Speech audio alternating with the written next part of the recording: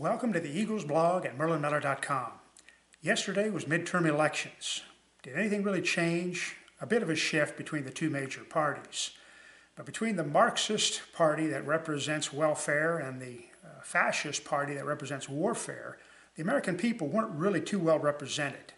In fact, these parties, I believe, have their candidates selected by global elites, and the media which these elites own then elect the candidates.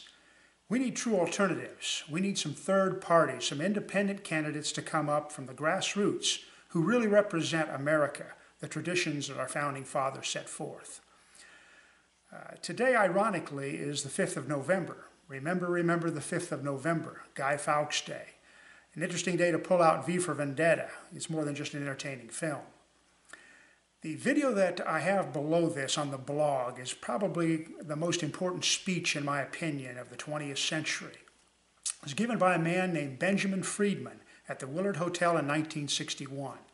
Now, Mr. Friedman was a wealthy patriot who was associated with some of the top players in the world, and especially those that were behind the orchestration of World War I and World War II. He courageously came out against their actions and tried to inform the American public of what was going on.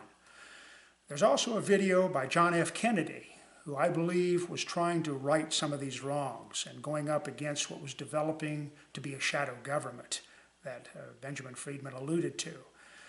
And he actually was presenting this to a press gathering, and I believe that he wanted them to always do what they could to present the truths to the American people, such that we weren't going to be subverted. Unfortunately, he was not successful. In fact, the press has not been very successful. The video following that one is about the USS Liberty, ironically produced by Al Jazeera.